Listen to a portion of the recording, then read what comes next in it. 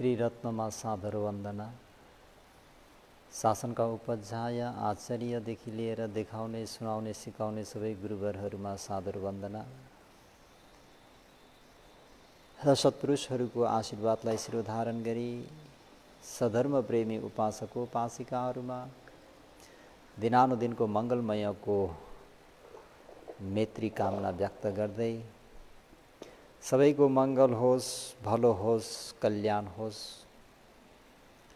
आज पनि सधर्म प्रेमी उपासक उपासिकाहरूलाई हिजकै धर्म लहरलाई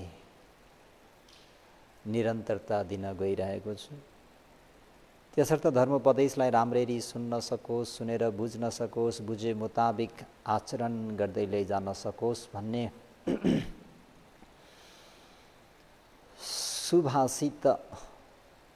सुभाषित वचन प्रकट गर्दै हिज दुरगमं एकचरं अशरीर गुहाशयं ये चित्ते संयमे सन्ति मोक्षं ति मार वन्दना।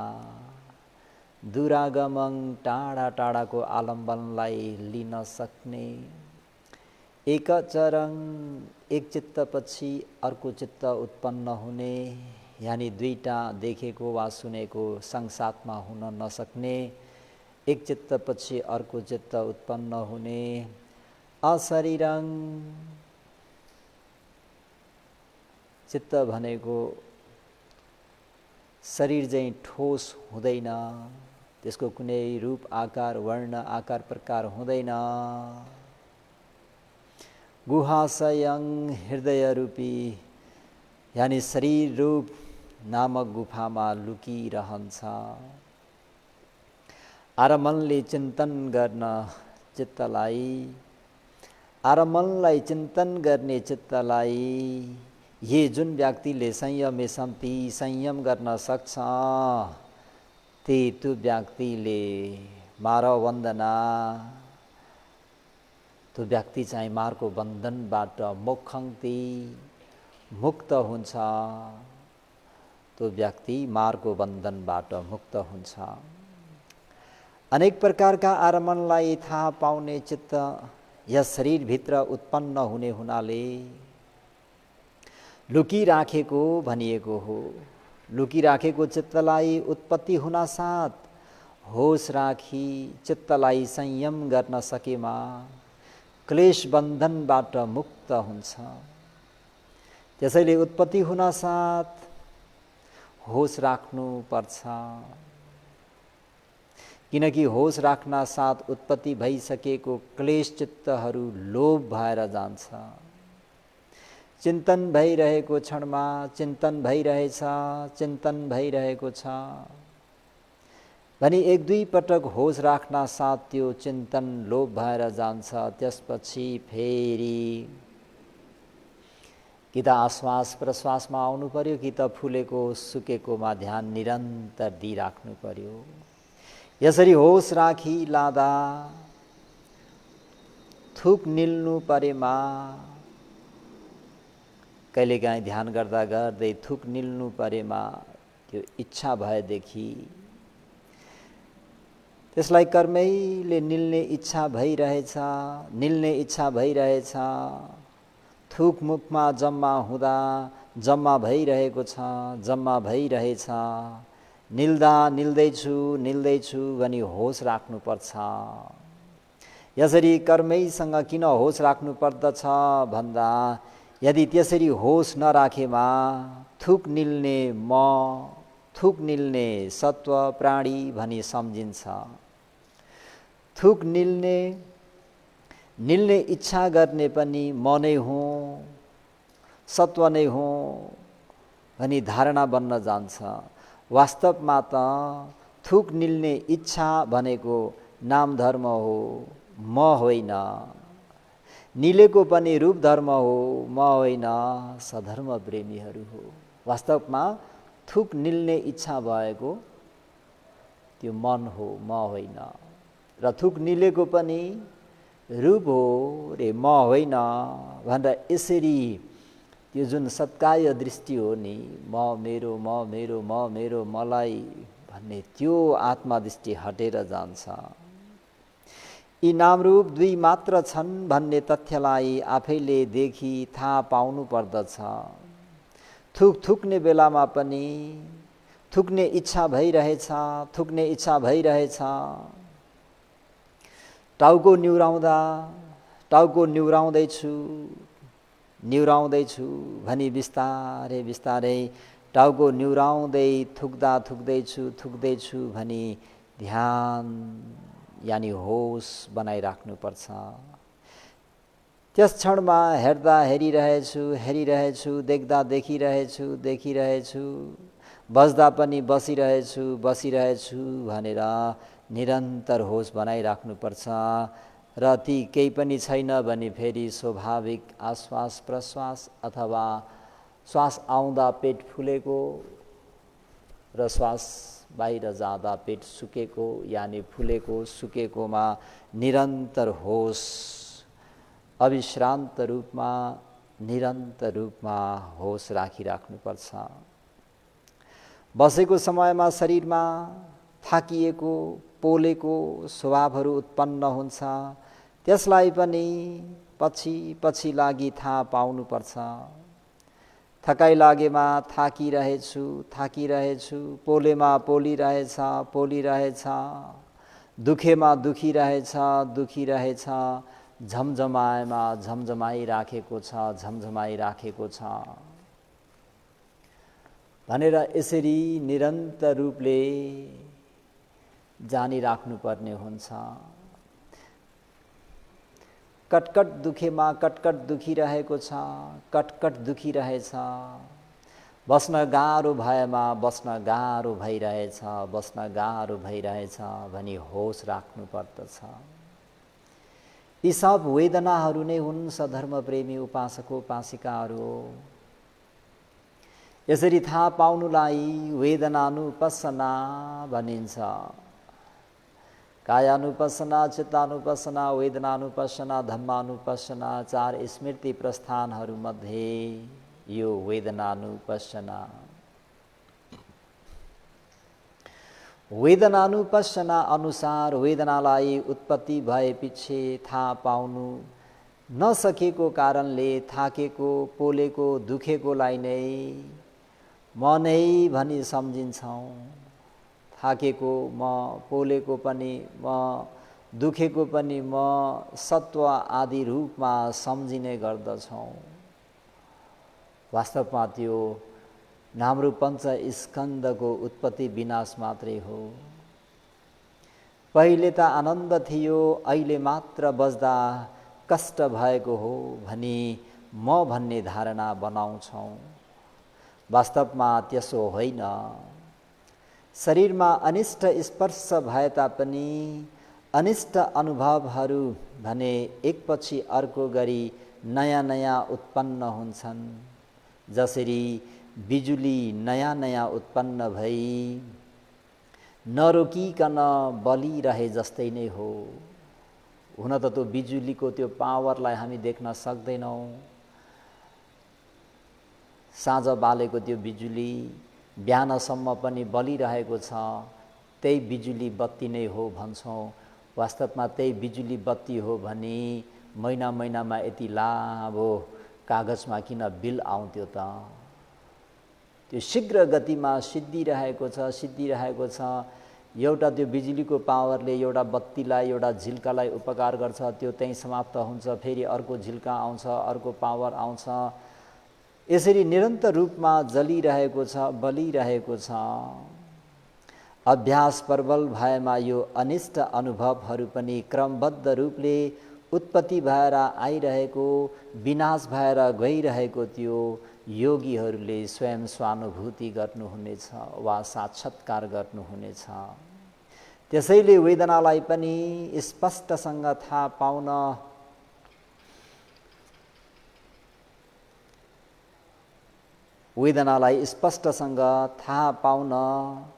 थाकेमा थाकिरहेछु, पोलेमा पोलिरहेछ,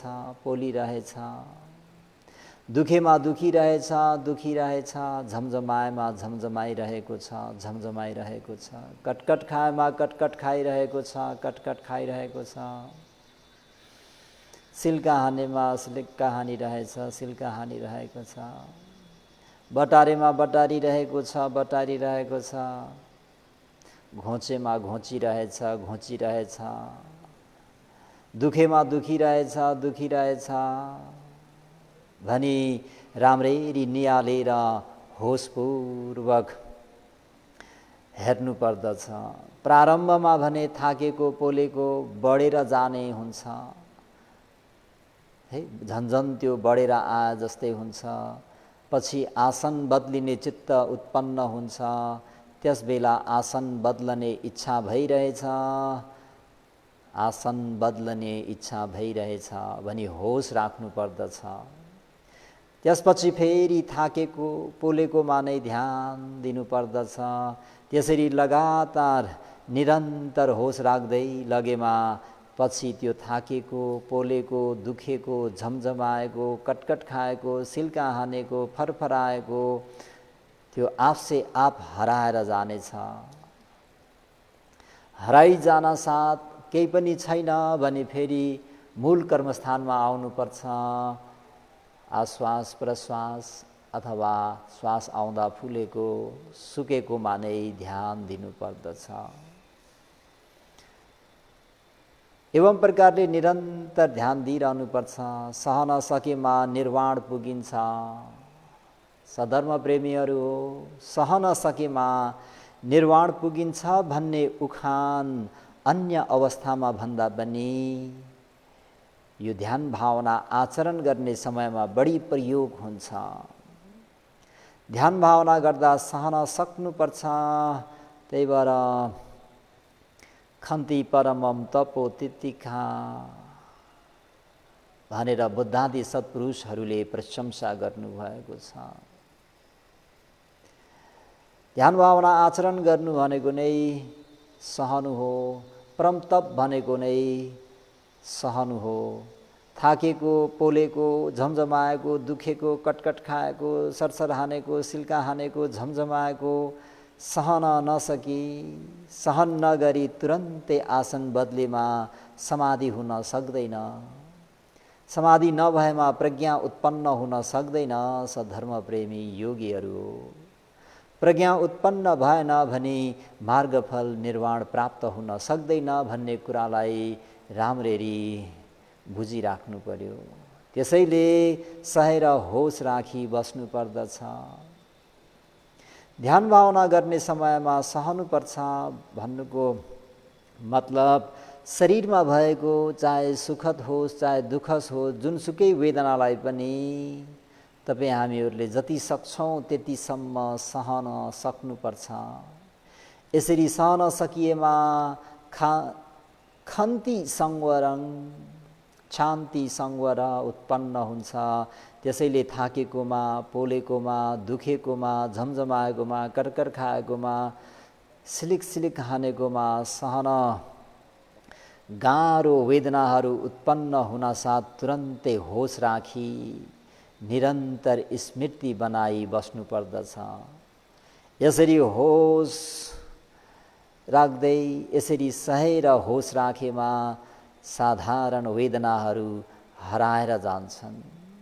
समाधि ज्ञान बलवान हुनासाथ धेरै धेरै दुःखद वेदनाहरू पनि हराएर गएको देखिन्छ वा हराएर गएको पाउनेछौँ देख्नेछौँ।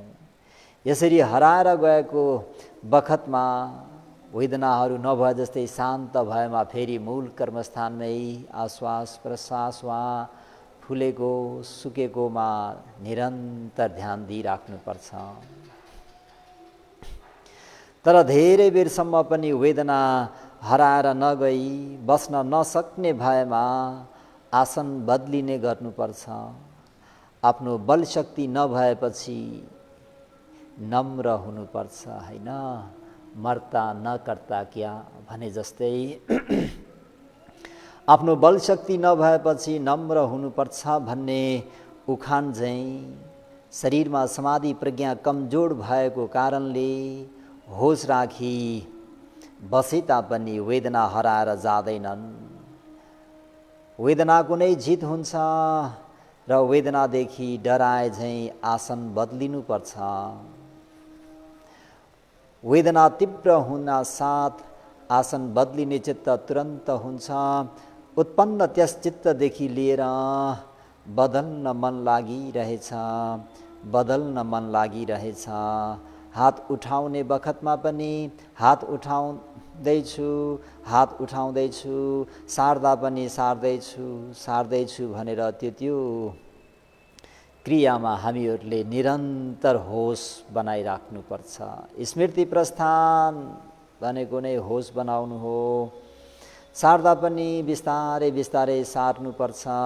यसरी बिस्तारै बिस्तारै सारेका पछि पछि लागेर उठाउँदैछु, उठाउँदैछु, सार्दैछु, सार्दैछु, छुँदैछु, छुँदैछु भनी क्रमबद्ध रूपले होस राखी लानुपर्दछ।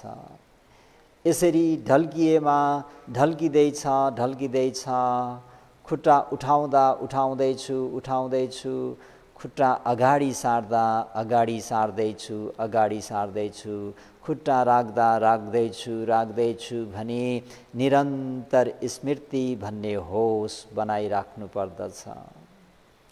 यदि त्यस्ता घटना कुनै नभएमा पुनः फेरि मूल कर्मस्थान त छँदैछ, आश्वास प्रश्वास वा फुलेको सुकेकोमा निरन्तर होस बनाइराख्नुपर्छ।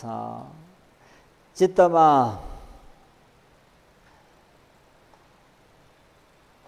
निरन्तर होस बनाइराख्नुपर्छ। यानि बीचमा रोकेर आराम लिनु हुँदैन रे सद्धर्म प्रेमीहरू हो। पहिलो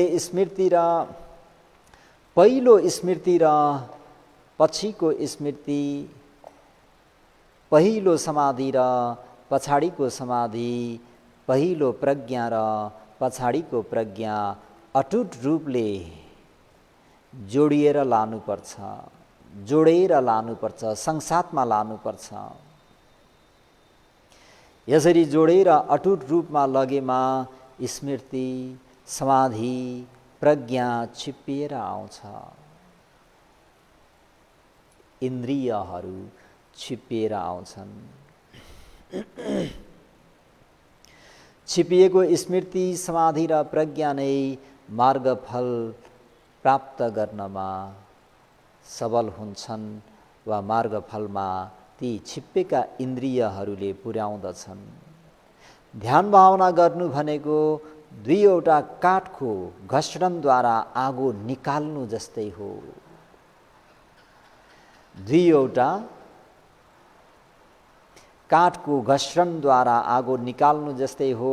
परपूर्व कालमा सलाइको अभावमा दुईटा काठहरू एक आपसमा रगडेर आगो निकाल्ने गरिन्थ्यो। त्यसरी घर्षण गर्दा आगो ननिस्कुन्जेलसम्म ती दुईटा काठलाई एक आपसमा निरन्तर रूपले रगड्ने गरिन्छ। जति जति काठ तात्दै आउँछ त्यति त्यति बढी रगड्ने मेहनत गर्नुपर्छ। एवं प्रकारले निरन्तर घर्षणको कारणले काठ तातिएर आगो निस्किन्छ र एवं प्रकारले त्यो पछि मात्र आराम पाउने हुन्छ। जब जुन घर्षण गरेर आगो निस्किन्छ अनि बल्ल त्यो व्यक्तिले आराम गर्छ। त्यसरी नै पहिलो समाधि र पछाडिको समाधि, पहिलो स्मृति र पछाडिको स्मृति, पहिलो प्रज्ञा र पछाडिको प्रज्ञा नछुटिकन निरन्तर होस बनाइराख्नु पर्दछ। थाकेको, पोलेको, दुखेको, झमझमाएको, कटकट खाएको, बटारेको, थिचेको, भारी भएको, जे जस्तो भए पनि त्यो वेदना हुँदाखेरि त्यसलाई निरन्तर जान्दी राख्नुपर्ने हुन्छ र ती सबै थाकेका, पोलेका, दुःख भएका, झमझमाएका ती आदि नहुना साथ नरोकिकन फेरि मूल कर्मस्थान नै वापस निरन्तर ध्यान बनाइराख्नु पर्दछ। यसरी होस राखिलाँदा कतै चिलाएमा त्यसलाई पनि होस राख्नु पर्दछ। चिलाएको ठाउँमा नियालेर होसपूर्वक हेरेर चिलाइरहेछ चिलाइरहेछ भनी होस राख्नु पर्दछ। यसरी चिलाएको पनि सहन गाह्रो हुने दुःख वेदना हो। चिलाएको हटाउने चित्त उत्पत्ति भएमा त्यस चित्तलाई हेरी चिलाउन मन लागिरहेछ भनी होस निरन्तर बनाइराख्नु पर्दछ। त्यसो गर्दा पनि चिलाउन नछाडेमा चिलाइरहेछ भनी पुनः होस बनाइराख्नु पर्दछ। यसरी ध्यान गर्दा चिलाएको हराएर जाने धेरै सम्भावना हुन्छ। चिलाएको हराएमा फेरि मूल कर्मस्थानमै आउनुपर्छ। आश्वास होस्, प्रश्वास होस् वा श्वास आउँदा पेट फुलेको, श्वास जाँदा पेट सुकेको माने ध्यान दिइराख्नुपर्छ। यदि चिलाएको नहटेमा चिलाउने इच्छा भएदेखि होस निरन्तर राख्नुपर्छ। इच्छा हुँदा चिलाउने इच्छा भइरहेछ, हात उठाउँदैछु, सार्दैछु, चिलाउँदैछु भनी चिलाएको हात वा औँलाको गतिलाई पनि हेर्दै निरन्तर होस बनाइराख्नु पर्दछ। शरीरको अङ्गहरू बदलने क्रिया हुनासाथ प्रत्येक क्रिया पछि होस बनाइराख्नु पर्दछ। कुनै पनि हलनचलनलाई बिर्सन हुँदैन। बदलने चित्त उत्पत्तिदेखि लिएर बदलेको क्रियाको अन्तिम गतिसम्म नियालेर होसपूर्वक जान्दिराख्नु पर्ने हुन्छ। यसरी ध्यान राखी निरन्तर होस राखेमा सहन गाह्रो हुने वेदनाहरू आपसे आप लोप भएर जान्छन्, आपसे आप हराएर जान्छन्। जुन ध्यान बस्दाखेरि दुखेको, झमझमाएको, कटकट खाएको आदि विभिन्न भइरहेको त्यो सहेर बस्दाखेरि आपसे आप हराएर जान्छ। साधारणतया व्यक्तिहरू अलिकता पनि दुखेको, पोलेको त्यस्तो भएर आएमा झट्ट बदलिने गर्दछन्। त्यस्ता वेदनाहरू उत्पन्न हुनासाथ ध्यान नदिकन हलनचलन गर्ने गर्छन्। त्यसो गर्दा दुःख वेदना स्पष्ट रूपले प्रकट हुन पाउँदैन। त्यस दुःख वेदनालाई इरियापतले छोपेर ढाकिदिन्छ। यसरी इरियापतले नयाँ दुःख लक्षणलाई छोपेर राख्ने हुनाले मानिसहरूले शरीरमा दुःख छ भन्ने पनि थाहा नै हुँदैन। जीवनमा कहाँ दुःख छ र? जीवन कति रमाइलो छ। दिनरात हिँडडुल गर्दा पनि आनन्द मात्र भइरहेछ भनी सम्झिरहन्छन्। जब ती व्यक्तिहरू रोगले अथवा व्याधि उत्पन्न हुन्छ, त्यो व्याधि उत्पन्न हुनाले मात्र दुःख भएको हो भनी सम्झन्छन्। वास्तवमा त्यस्तो होइन। आराम साथ एकपल्ट बसेर हेर्नुहोस्, कति बेरसम्म बस्न सकिन्छ। 10 मिनट नबित्दै बस्न गाह्रो हुन थाल्छ। शरीरले अर्को रूप धारण गर्दछ। 20 मिनट बितेमा त बस्नै नसक्ने हुन्छ। तब आसन नबदली नहुने हुन्छ। टाउको उठाउने, तल हेर्ने, हात खुट्टा चलाउने, अगाडि झुक्ने, टाउको पछाडि लाने आदि क्रियाहरू गर्न थाल्छौँ। दिनभरिमा त यस्ता क्रियाकलापहरू अनगन्ती हुन्छन्। तर होस नराखेमा यस प्रकारका क्रियाहरूबारे प्रकट रूपमा केही पनि चाल पाउन सकिँदैन। घटना मात्र त्यस्तै घटिरहन्छन्।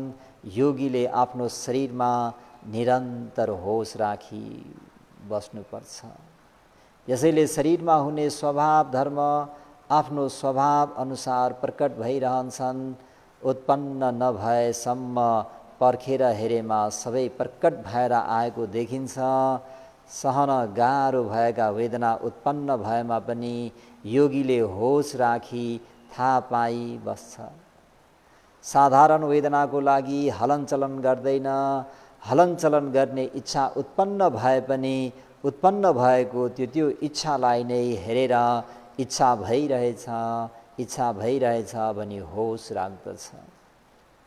फेरि वेदनालाई नै थाहा पाइ बस्न नसक्ने गरी दुखेर आएमा फेर्ने गर्नुपर्छ। आसन बदले तापनि आसन बदलन इच्छा भएको चित्तदेखि लिएर क्रमबद्ध रूपले बदलिनेसम्म थाहा पाइ बस्नुपर्दछ। त्यसैले उत्पत्ति भएको वेदनालाई इरियापतले छोपेर राख्न सक्दैन। वेदनाहरू एक ठाउँमा मात्र नभएर शरीरका अङ्ग प्रत्यङ्ग यानि विभिन्न ठाउँमा र विभिन्न समयमा उत्पन्न भएर आउँछ। त्यस्ता वेदनालाई इरियापतले छोप्न नसकेकोले दुःख लक्षण प्रकट रूपमा देख्न सकिन्छ।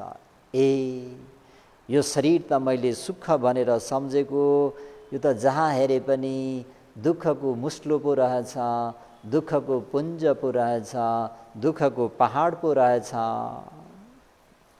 त्यही भएर आनन्दादि नवो विषारुख समोपन्नो आवासो सब रोगानङ पुञ्जो दुःख त केवला।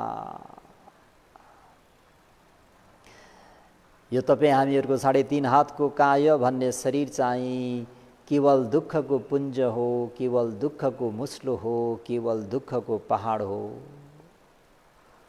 भन्ने कुरा स्पष्ट हुन आउँछ। बसेको ठाउँबाट उठ्ने इच्छा भएमा उठ्ने इच्छा भइरहेछ, खुट्टा सार्दा खुट्टा सार्दैछु, फैलाउँदैछु, शरीर अगाडि घोप्टो परेमा घोप्टो परिरहेछ, शरीर सिधा राख्दैछु भनी एक सुरले होस निरन्तर बनाइराख्नु पर्दछ। शरीर सिधा राख्दा हल्का भएर आउँछ, यसलाई पनि चाल पाउँदै शरीरलाई बिस्तारै सिधा पार्नु पर्दछ। योगीको बल शक्ति भएमा पनि बल शक्ति नभएको बिरामी चाहिँ ध्यान भावनाको अभ्यास निरन्तर राख्नुपर्छ। साधारण तन्दुरुस्त मानिस उड्दा हिँड्दा छिटो हिँड्ने उठ्ने गर्दछ, तर ध्यान भावना आचरण गर्ने योगीले यसो नगरी शान्त भएर सुस्त गर्नुपर्दछ। कम्मर दुखेको मानिसले उठ्ने समयमा बिस्तारै उठ्दछ, कम्मर दुख्छ भनी डराई आफ्नो शरीरको भारलाई लिई बिस्तारै उठ्दछ। योगीहरूले रोगी झैं जे गरे तापनि सुस्त हलनचलन गर्नुपर्छ। यसरी बिस्तारै गरेमा मात्र स्मृति समाधि प्रज्ञाको अभिवृद्धि भएर आउँछ। जन्मभर कुनै होस नराखी आयौँ, जन्मान्तर भनौँ, यस जीवनमा पनि कहिले होस राखेनौँ। शरीरमा होस राख्ने काम बल्ल सुरु गर्दैछौँ, अभ्यास राम्ररी गर्न सकिएको छैन। स्मृति ज्ञान पनि भर्खरै प्रारम्भ भएकोले कुनै बल शक्ति छैन। नामरूप भन्ने तीव्र गतिले उत्पत्ति र विनाश हुने हुनाले अभ्यासको प्रारम्भमा स्मृति ज्ञानले कहाँ मद्दत गर्न सक्छ र। त्यसैले एकदमै सुस्त र विस्तृत ज्ञानको लागि बिस्तारै गर्नुपर्ने हुन्छ। उड्दा उठिरहेछु, बिरामी उठे जस्तै बिस्तारै होस राख्दै बिरामी झैं बिस्तारै उठ्ने क्रिया गरेमा स्मृति समाधि प्रज्ञा शीघ्र उत्पत्ति या उत्पत्ति भएर आउनेछ। त्यति मात्र होइन, आँखाले देख्दा पनि नदेखे झैं आचरण गर्नुपर्छ रे। आँखा देख्ने मानिसले असंयमित भएर यताउता हेर्ने गर्छ। यस्तो आदत हुँदा जो देख्यो उसैलाई वा उसैतिर हेरिरहने हुन्छ, जसले मनलाई अस्थिर चञ्चल बनाइदिन्छ। अन्धो मानिस इन्द्रिय संयमित हुन्छ, ऊ टाउको न्युराइ बस्छ। उसले हेरेमा पनि नदेख्ने हुनाले अगाडि पछाडि कतै नहेरी बस्छ। नजिक आई कुरा गर्ने मानिससँग पनि टाउको उठाई हेर्दैन। ध्यान भावना गर्ने योगीले पनि अन्धो झैँ इन्द्रिय संयम हुने आचरण गर्नुपर्छ। कतै नहेरी शान्त भएर आफ्नो शरीरमा निरन्तर होस राख्नुपर्ने, होस राख्नुपर्ने स्थानमा मात्र होस राखी बस्नुपर्दछ। केही भएर अद्भुत दृश्य देखे तापनि रुचि लिएर हेर्न हुँदैन। देख्दा देखिरहेछु भनी फेरि स्मृतिलाई बनाइहाल्नुपर्छ। त्यसपछि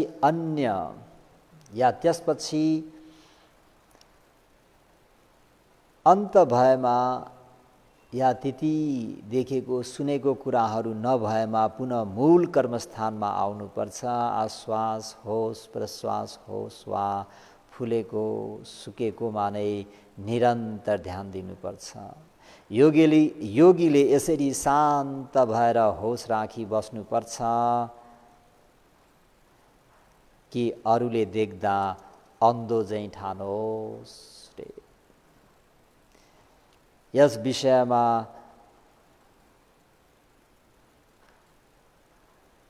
हाम्रा गुरु भन्तेजीहरूले ध्यान बस्ने युवती योगीहरूसँग गम्भीर स्वभाव भएको पाइरहेको उदाहरण दिनुभएको छ। ती युवती योगीहरू गम्भीर स्वभावमा भएका हुनाले उनीहरूले आदेश अनुसार पूर्ण श्रद्धाका साथ ध्यानपूर्वक अभ्यास सम्पन्न गरेका थिए रे। उनीहरूको ढङ्ग बहुतै अनुद्विग्न थियो र आफ्नो लक्ष्यमा सदा व्यस्त रहन्थे। उनीहरूले यताउता कहिले पनि हेर्दैनन्। जब उनीहरू हिँड्थे तब उनीहरूको ध्यान आफू हिँडेको पाइलामा नै हुन्थ्यो। प्रत्येक योगीहरूले पनि उनीहरूको आदर्शको अनुकरण गर्न नित्यन्त आवश्यकता छ भनेर कतिपय ध्यान आचरण गर्ने युवती योगीहरूको उदाहरण स्याडोले दिइरहनु भएको छ। योगीले बहिरो मानिस झैँ व्यवहार गर्नुपर्दछ। साधारणतया मानिस जस्तै आवाज सुन्छ तुरन्तै फर्केर त्यस आवाजतिर हेर्न थाल्छ वा आवाज अनुरूप जवाब दिन थाल्छ। ऊ धीर व्यक्ति समान व्यवहार गर्न सक्दैन। अर्कोतिर बेहोसी व्यक्ति शान्त, बहिरो व्यक्ति कान नसुन्ने व्यक्ति शान्त ढङ्गले व्यवहार गर्छ। ऊ कुनै पनि आवाजप्रति आकर्षित हुँदैन किनकि ऊ सुन्दैन। त्यस्तै व्यवहार योगीको पनि हुनुपर्छ। ध्यान भावना आचरण गर्ने योगीले पनि बहिरोले जस्तै आचरण गर्नुपर्छ। उसले कुनै पनि फाल्तु कुराकानीमा ध्यान दिनु हुँदैन। बहिरो भनेर फेरि गुरु भन्तेहरूको निर्देशनलाई पनि नसुन्ने, उपदेश पनि नसुन्ने भनेको होइन कि कुनै पनि फाल्तु कुराकानीमा ध्यान दिनु हुँदैन वा कुनै पनि कुराकानीप्रति मन लगाएर सुन्ने गर्नु हुँदैन। यदि कुनै आवाज सुनेमा सुनिँदैछ भनी होस बनाइराख्नु पर्दछ। त्यसरी अन्य कुनै आवाजतिर हेर्ने नगर्दा र आवाज पनि नदिई होस राख्ने काममा मात्रै होस राखिए बसेकोलाई अन्य देख्ने मानिसले बहिरो रहेछ भनेर पनि भ्रम पर्न सक्छ। ध्यान गर्दा होस राख्नु योगीको एकमात्र कार्य हो। ध्यान भावना आचरण गर्दा होस राख्नु योगीको एकमात्र कार्य हो। देखिने सुनिने विषयहरूप्रति कहिले पनि रुचि लिनु हुँदैन। चाहे ती जतिसुकै अद्भुत देखियोस्, अद्भुत सुनियोस्। यदि कुनै पनि विचित्र शब्द सुने तापनि ऊ बेहोस,